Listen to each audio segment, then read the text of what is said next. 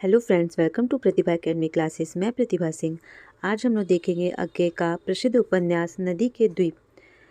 नदी के द्वीप उपन्यास से हमारी परीक्षाओं में कई बार प्रश्न पूछे गए हैं। साथ ही साथ मैंने इस पीडीएफ में अज्ञे की जितनी भी रचनाएं हैं उनका एक क्रम बना दिया है। और क्रम मैंने इसलिए बनाया है क्योंकि यूजीसी नेट की परीक्षा में अज्ञे की रचनाओं के क्रम कम से कम 5 से 6 बार पूछे गए हैं, इसलिए मैंने क्रम से उनकी रचनाओं को भी लिख दिया है। अगर आपको ये पीडीएफ चाहिए तो कमेंट बॉक्स में मैंने अपने टेलीग्राम चैनल का लिंक पिन कर दिया है, तो वहाँ से जाके आप मेरे टेलीग्राम चैनल पे भी ऐड हो सकते हैं। तो आइए हम लोग देखते हैं सबसे पहले अज्ञे की रचनाओं को। नदी के द्वीप उपन्यास, जो कि अज्ञे द्वारा लिखा गया उपन्यास है, जिसका प्रकाशन हुआ था 1951 ईस्वी में। और हम देखेंगे वह अज्ञे की सारी रचनाओं। ये जो रचनाएं हैं ये काफ़ी महत्वपूर्ण है। यूजीसी नेट की परीक्षा में ये रचना बहुत बार पूछा गया है, तो आप इसे विशेष रूप से ध्यान में रखिएगा। लगातार 2 से 3 बार पढ़ेंगे तो आपको याद हो जाएगा रचनाओं का क्रम। तो आइए हम पहले देखेंगे रचनाओं को।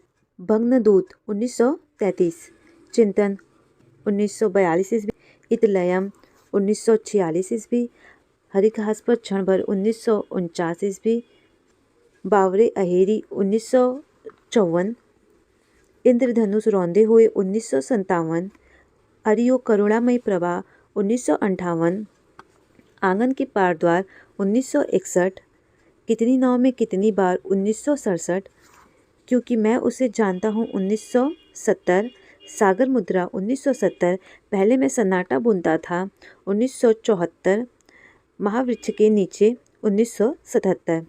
अब इन रचनाओं में से कुछ ऐसी रचनाएं हैं जो टीजीटी, पीजीटी, यूजीसी नेट की परीक्षा में कई बार पूछा गया, तो मैं वो भी आपको बता देती हूँ। जैसे भग्नदूत की रचना कब हुई थी, ये आपको याद। हरी घास पर क्षण भर, ये रचना आपको याद रखना है। बावरा अहेरी, आंगन के पार द्वार, ये रचनाएं काफ़ी महत्वपूर्ण है। और कितनी नाव में कितनी बार, ये कितनी बार कई बार पूछा गया, तो इन रचनाओं को भी आपको विशेष रूप से ध्यान में रखना है। आगे देखें इनकी कहानियाँ। विपत गा 1937 ईस्वी, परंपरा 1944 ईस्वी, कोठरी की बात 1945 ईस्वी, शरणार्थी 1948 ईस्वी। और काफ़ी जो महत्वपूर्ण है वो है विपथगा और शरणार्थी। आगे हम देखेंगे अज्ञे के उपन्यास। इनके ये जो उपन्यास है वो यूजीसी नेट के पाठ्यक्रम में भी शामिल है।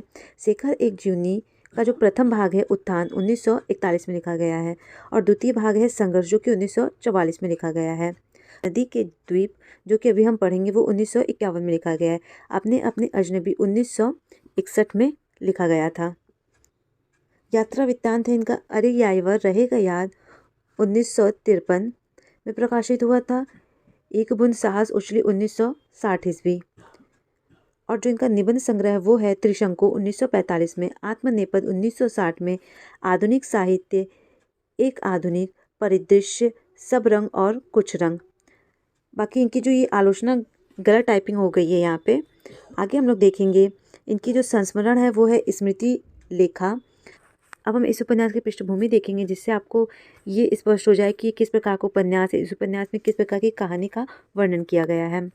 इस उपन्यास के प्रारंभ में अज्ञे एक पंक्ति लिखते हैं जो कई बार परीक्षा में पूछी गई है। वो पंक्ति है, दुख व्यक्ति को मांझता है, दुख सबको मांझता है, और चाहे स्वयं को मुक्ति देना वह ना जाने, लेकिन जिनको मांझता है उनको यह सिखा देता है कि सबको मुक्त रखें। इस पंक्ति का ये अर्थ है, दुख हर व्यक्ति को तलाश कर एक ऐसा इंसान ज़रूर बना देता है कि वो दूसरों के दुख को देखकर स्वयं भी कष्ट महसूस कर सके। यह एक मनोवैज्ञानिक उपन्यास है जिसमें एक तरह के यौन संबंधों को केंद्र बनाकर जीवन की परिक्रमा की गई है।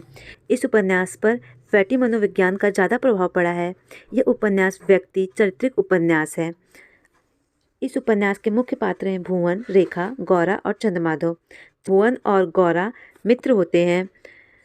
भुवन इस उपन्यास का नायक है, जिसे हम हीरो भी कह सकते हैं। वो विज्ञान का प्रोफेसर है। वहीं जो गौरा है जो भुवन से प्रेम करती है और बचपन की दोस्त भी है। गौरा और भुवन की उम्र में काफ़ी फ़र्क है, फिर भी वह उससे प्रेम करती है, और गौरा का प्रेम भुवन के लिए एक तरफा होता है। भुवन विज्ञान का प्रोफेसर है। रेखा एक पढ़ी लिखी पति द्वारा परित्याग की स्त्री है। गौरा भुवन की छात्र है। उपन्यास में 2 अन्य गौण पात्र हैं, हेमेंद्र और डॉक्टर रमेश चंद्र। हेमेंद्र रेखा का पति है जो केवल उसे पाना चाहता है और जब हासिल नहीं कर पाता है तो उसे छोड़ देता है। इस उपन्यास में जो रेखा का पति हेमेंद्र है वो रेखा के साथ अभद्र व्यवहार किया करता था और जब वो रेखा को हासिल नहीं कर पाता है तो वो उसे छोड़कर चला जाता है। और इस उपन्यास में कहीं ना कहीं ये भी संकेत दिया गया है कि जो हेमेंद्र है उसको स्त्रियों से ज़्यादा पुरुषों में दिलचस्पी है।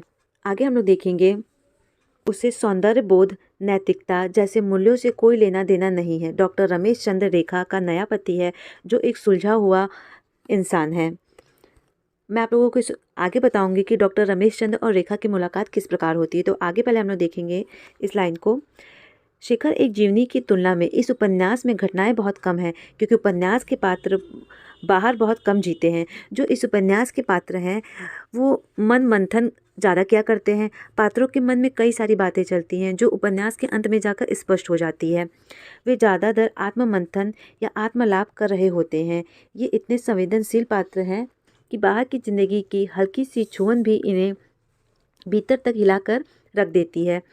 अज्ञे ने उपन्यास में पात्रों की इसी भीतरी जिंदगी को विभिन्न प्रतीकों, बिंबों, कविताओं के जरिए उभारने का प्रयास किया है। उपन्यास में भुवन जो है वो रेखा और गौरा दोनों के बेहद करीब है। ये तीनों ही मध्यवर्गीय संवेदना से भरे हैं, आधुनिकता बोध वाले बुद्धिजीवी पात्र हैं, लेकिन इनकी सबसे बड़ी समस्या यह है कि ये भीतर ही भीतर चाहे जितनी लंबी विचार सारणी बना ले उसे अभिव्यक्त नहीं कर पाते हैं। आगे के इस उपन्यास की सबसे बड़ी समस्या यही है कि इनके जो उपन्यास के पात्र हैं उनके हृदय में कई सारी बातें चलती हैं, परंतु वो उपन्यास के अंत तक अपनी बातों को अपने पात्रों के माध्यम से स्पष्ट नहीं कर पाते हैं। यहाँ तक कि एक दूसरे के लिए अपनी भावनाएं भी इस उपन्यास में पात्र प्रकट नहीं कर पाते हैं। व्यक्ति नदी के द्वीप की तरह है, चारों तरफ नदी की धारा से घिरा लेकिन फिर भी अकेला और अपनी सत्ता में स्वतंत्र। उपन्यास के मुख्य पात्र रेखा, भुवन एक दूसरे के प्रति आकर्षित हैं।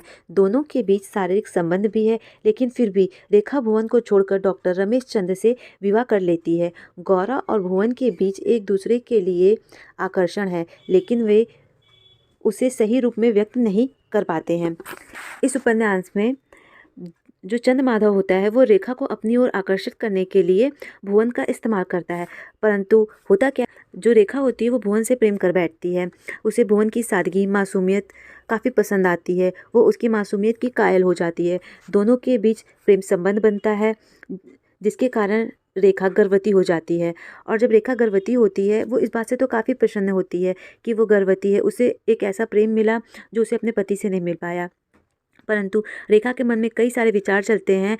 उसके मन में ये विचार आते हैं कि कहीं वो गर्भवती हो गई और भुवन जो अपने जीवन में आगे बढ़ना चाहता है उसके मार्ग में कहीं बाधा वो ना बन रही हो। उसके मन में कई सारे विचार आते हैं और वो भुवन को अपने विचार ना बताते हुए जाके अपना गर्भपात करवा लेती है।